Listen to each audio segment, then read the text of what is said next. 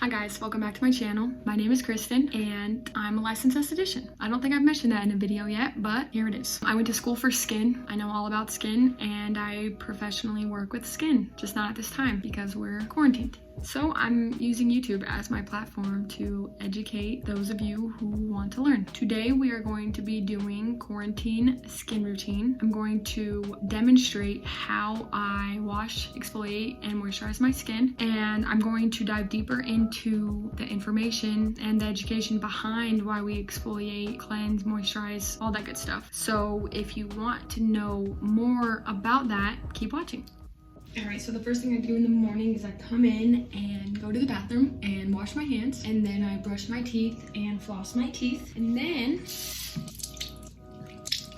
I get my face wet and I get my Clarisonic wet, and I put face wash on my Clarisonic, and I distribute it and use minus time, so it will beep when I should be done with each part of my face, but I kind of get crazy. And if you notice, my face is pretty reactive. It goes pretty pink when I wash it. That's normal for me. I'm not pressing too hard though. My cleanser doesn't set up, so you're not gonna see suds. I'm also breaking my back filming this. All right, rinse that off. And you want to make sure that you let this dry all the way. I put it in a part of my shower that it will dry completely. It doesn't go under the shower head by any means. All right, now we want to remember that the eye area is super delicate area. So when you're washing your face, whether it's with a Clarisonic or not, you're going in this way, not this way, because you don't want to drag your skin, because over time that will create wrinkles under your eyes. I know it's crazy. And then when you dry off, you pat, you don't tug on your skin. Your skin's so delicate, you gotta treat it as such. All right, now I'm gonna do exfoliation. This exfoliator is the Dermalogica Super Exfoliant. It comes as a powder. I'm doing this one instead of my Dr. Brandt because the Dr. Brandt is a little bit more abrasive. This one is a little bit more calm. I don't wanna do a super abrasive exfoliation because I will be doing the BHA AHA pill soon. All right, you wet your hands and you just set it up. It doesn't really set up, but it goes like that. I'm not using a lot. It smells completely terrible. I can't even explain what it smells like. Gross feet, I don't know. There's charcoal in it, as well as lactic acid, enzymes, and alpha hydroxy acid. Yeah, it's lactic. Yeah, I don't memorize all the ingredients in all my products because I have too many. Like I said, I'm doing a light exfoliation, so I didn't do it for very long. This one isn't very abrasive physically, but chemically it still works. And again, pat dry. You also want to do upward motions on your neck if you really get your neck. I'm gonna blow my nose. Oh God. Corona. All right, well, here we go. As you can see, my face goes a little bit pink after I wash and exfoliate. That's normal for me, like I was mentioning before. All right, and that was the Elemis Hydrating Apricot Toner. We use Elemis in aesthetic school, so I'm familiar with the brand. Very familiar with the brand. So I'm gonna use this Elemis Superfood Vital Veggie Mask today. This has broccoli and avocado oils, preventing omega-3 fatty acids. Okay, maybe not omega-3, but omega fatty acids. And I don't have a fancy mask brush. I just slather it on my face. And it says, feed the skin with this versatile super green mask formulated with avocado and broccoli seed oils, rich in omega fatty acids to help support the skin's moisture barrier.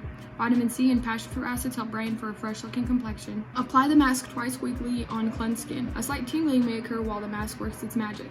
Remove after 10 minutes with a damp, dark cloth. If contact with eyes cure, rinse thoroughly, may stain fabrics. All right, I'm gonna don't go overboard with my products because why would you do that? Only Instagram bait catchers do that. I don't even know if that's a thing, but that's what I'm calling them. All right, well, we're gonna wait 10 minutes.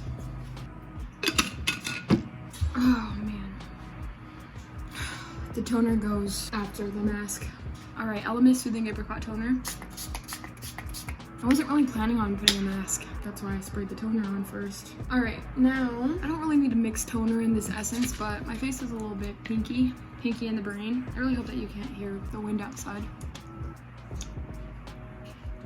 I hate not being able to see my face because I'm using the better camera today. All right, now that I have Redness Relief Essence on, I'm gonna let that dry down. Makes your hands feel serumy. Truly is a serum and a toner combined. And the bottle for this says, okay, let me read all the bottles. The Soothing Apricot Toner says, this calming facial toner effectively tones the skin and helps maintain its natural pH level without the use of alcohol or other harsh detergents. That means, I think I mentioned this in my skincare 101 video, that some cleansers throw off the pH to get a really deep down clean, sometimes 2 off the pH scale. That's why I was talking about bar soap and how alkaline it is. But toner brings that pH back to its normal level on the skin. That's what toner originally was intended for. However, with my experience with Dermalogica cleansers never affect the pH on the skin. Therefore, their toners don't bring the pH back to its normal pH. They just hydrate and help product absorption. For example, you're washing dishes, you have a dry sponge, you put soap on the dry sponge. Is that soap gonna get everywhere throughout the sponge? No, it's not even gonna get deep into the sponge. You have to wet the sponge to get the soap to go deeper into the sponge, and then you can use it to wash your dishes. Kind of the same thing with toner. Toner moistens, softens the skin, therefore you put a moisturizer on right afterwards, and then it drives it into the skin. That's what Dermalogica, anyways, their toners are intended for. And the toner I have from Dermalogica is the Ultra Calming Mist from the Ultra Calming line. Same thing, same line as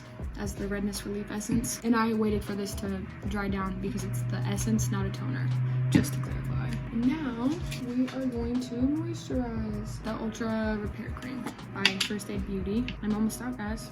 That's a win. This thing I've had for like a year. It has colloidal oatmeal in it, which is soothing. It doesn't have the beauty expiration date, which is like that image where it looks like this. 12 months. I don't know if you can see that. That means that this product is good for 12 months. Apparently this product is good forever. And this moisturizer is really a cream. It's kind of a heavy cream sometimes for some people. It's $34, but like I said, it lasts me a whole year. Obviously I wasn't only using that one, but still dope. I have no idea what this video is gonna turn out as. But this is my quarantine routine. And now, the Ole Henriksen Banana Bright Eye Cream, vitamin C and collagen boosted. And with eye cream, I think it's a common misconception for the general public. You get pretty deep into your eyes. That's incorrect. You put it on your occipital bone, and if that's wrong, I'm gonna look it up and find out. You put it right here on this bone, top and bottom. What that does is, by natural force, the creams seep further onto the skin of your eyes, getting where you want it to get. If you put it too far up into there, then it will seep into your eye, and that would be terrible. I think that's it. That's one of my many skin routines for this quarantine. That and drink plenty of water and brush your teeth, folks. Alright, now that I've recorded this part of the video 17 times, I have flipped the camera around because I was having such a hard time thinking about what I was gonna say without me being able to see myself. I don't know, it's weird, but I need to see myself. Okay, so why we clean our skin every day?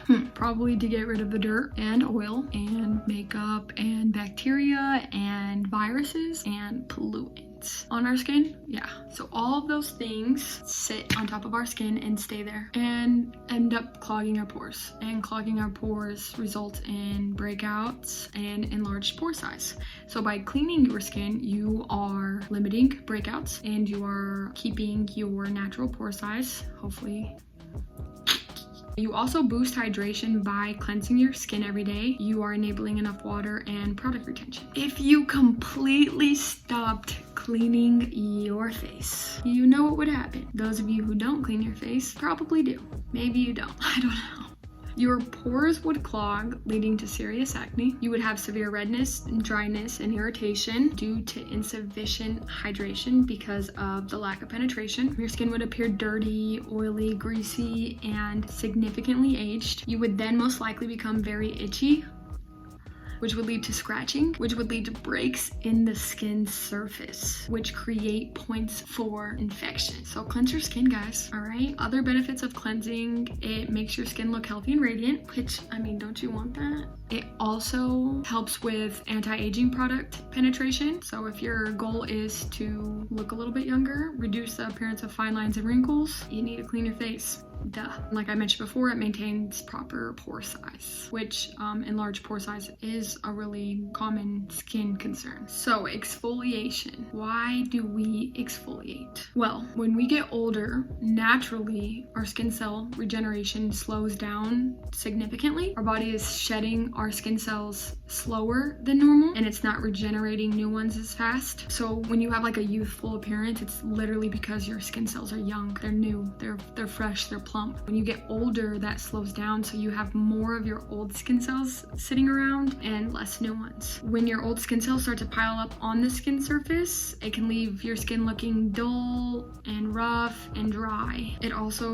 results in excess oil and clogged pores, leading to blemishes and acne. Proper exfoliation gets rid of the old, out with the old, in with the new. Exfoliation helps that with all age types. If you do have mature skin, aka aging skin, aka you're older, that's your esthetician's nice way of telling you that you're not as young as you used to be. You have mature skin. Don't take it offensively, it's just facts. You can't help that you've been on this earth X amount of years, okay? Exfoliation helps with your cell regeneration. It helps slough off that dead skin that your body's not doing naturally, and it helps with the generation of new cells that your body wouldn't do naturally. This opens the way for moisturizing products, serums, and any other products to penetrate more deeply and into the skin, which in turn makes it more effective. Regular exfoliation will leave your skin looking and feeling fresh and healthy.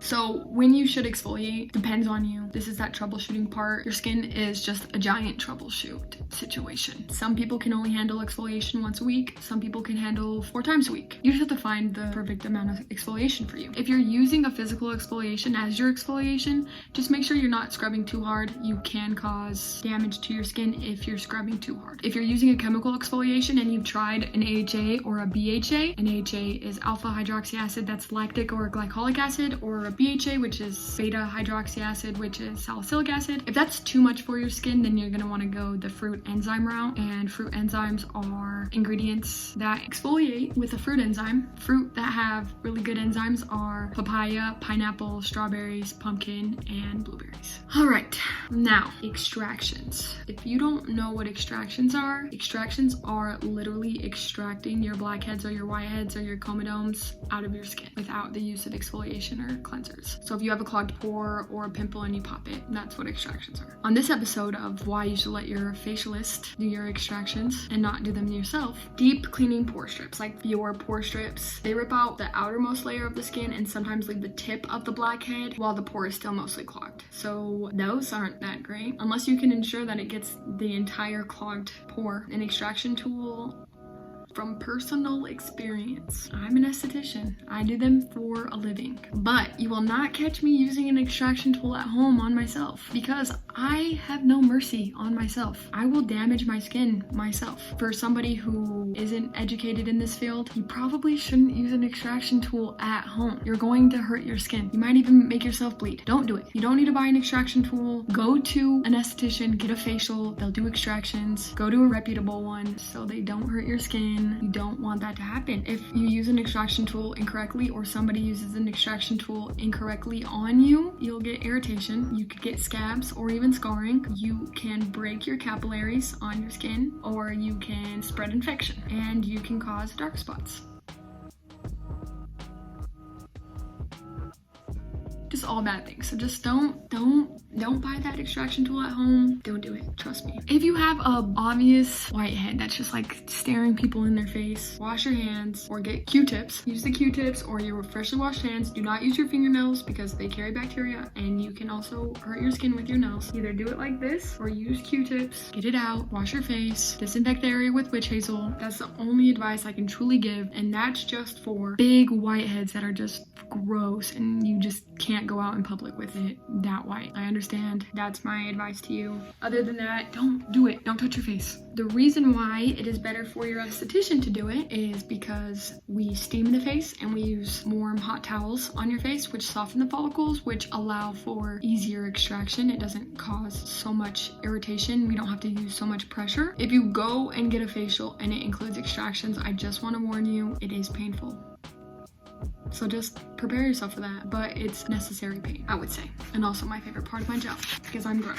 All right, face masks can be used for all different types of skin concerns. They can refine pore, it can increase hydration, it can diminish fine lines, it can help rid the skin of hyperpigmentation, it can firm skin. But my biggest advice to everybody is if you have dry, sensitive skin, you do not want to use clay-based masks. Clay is harsh on dry and sensitive skin. It basically basically pulls impurities and excess oil. And with dry skin, because you already have not enough oil, you don't want to put clay on your face. If you have combination skin, I recommend doing a mosaic mask, which is using multiple different masks on your face at one time. You'd want to use the clay in the area that you get the most oily, and then you can use like a hydrating or any other mask on the surrounding areas. As well as with clay masks, you also want to avoid charcoal if you're more on the sensitive or dry side, just because both of those things absorb excess oil, and they're more harsh on the skin than other things. Dry skin, you want masks that contain shea butter or honey or aloe, and if you have normal skin or combination skin, you can use honey, witch hazel, green tea, and jojoba oil. Fun fact about witch hazel. Witch hazel is derived from plants, basically. You can find them in leaves, bark, roots, fruit, flowers. They are considered polyphenols, which protect the plants naturally from other microorganisms. So that's how trees and plants are able to grow, even though there's so many other organisms around to harm them. It's because they naturally have what's called tannins, and they fight bacteria. So witch hazel is derived from that. Witch hazel has tannins, and tannins fight bacteria. So if you're using witch hazel for toner or an astringent, cool. But if you have dry skin or sensitive skin, probably not cool. Shea butter, it calms inflammation and relieves itchiness and deeply nourishes. Honey is a humectant. It retains moisture. It's rich in antioxidants, which fight off free radicals, and free radicals cause aging. So that's a really good anti-aging natural product. You can combine milk and honey together to create an antibacterial cleanser. Aloe is a nutrient and antioxidant rich ingredient. It's great for all skin types. It soothes skin and hydrates. Obviously, use it after your sunburns or burns in general to soothe the skin. So that's really great. I really like it as a natural. Get an aloe plant, cut it open, slap it on your face, call it good. Green tea is a natural toner. It draws out impurities, reduces large pores, and gives skin healthy glow, aids in hydration as well. Jojoba oil does not clog pores, so that's a good oil for your face. It works as a protectant and cleanser, rich in iodine, which fights harmful bacteria growth, leading to breakouts. And if you are allergic to shellfish, you probably shouldn't use jojoba oil because iodine and shellfish are one and the same. So I'm sure you know that you're allergic to iodine, so don't use jojoba oil. And that's the oil that's spelled like jojoba. Please don't pronounce it like that. Okay, the importance of toning your face. It balances your pH. Like I mentioned before, mostly toners were created to bring your face back to its natural pH because your cleanser threw it out of pH, but these days they do make pH safe cleansers that don't mess with the pH of your skin at all. So that's not such a current thing anymore. Toners do detoxify, removing environmental toxins, makes the skin look brighter and healthier, pore shrinkage and tightening, acne reduction, hydration and nourishment, and toners are versatile. They can be used for cleaning in and around your ears and for reducing oily deposits on your back, chest, and arms where acne can also appear. All right, the importance of moisturizer. My dog looks crazy right now. The importance of moisturizer myth. Like I mentioned before, and I'm gonna mention it again. If you have oily skin, you are still moisturizing. All skin types, dry to oily, and every skin in between must use moisturizer. The more your skin is moisturized, the more your oil is balanced. We're not looking to get rid of the oil, we're looking to balance the oil, all right? Know that. Lock that into your brain, throw away the key. The benefits of daily moisturizing. It prevents and treats dry skin.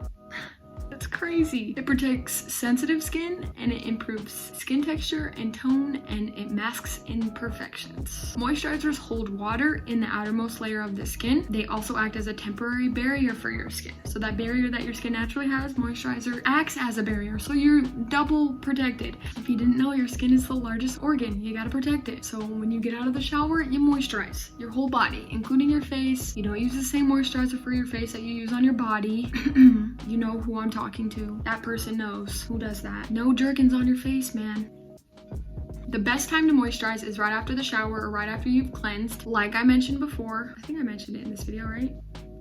A dry sponge. You have a dry sponge. You put soap on the dry sponge. So when you first get out of the shower or you first wash your face, you need to moisturize right after you dry yourself off because your skin is still soft from the water. It still is super hydrated from the water. Therefore, you put your body lotion on right after, and then it has the super efficient absorption. This is the science behind it. The reason if your skin is left dry too long without moisturizer, like you get out of the shower, you dry yourself off, and then you hang around for a while before you moisturize your skin, or you don't moisturize right after after the shower, you only moisturize when your skin looks dry. It's because your natural moisture evaporates with the shower moisture. So even though you dried yourself off, you still have moisture on your skin from the shower. And if you wait too long, that evaporates along with your natural moisture from your skin. You obviously should moisturize before makeup application because it provides a great base for makeup, and make sure you're using a lighter consistency moisturizer before your makeup application because it holds makeup for a longer period. Like I mentioned before, go to cosdna.com, type in products, and you can look up how irritating, harmful, or how likely they are to cause acne. I seriously use it. I seriously love it. Look up all your products that you're using on your face right now on it, and you'll be surprised.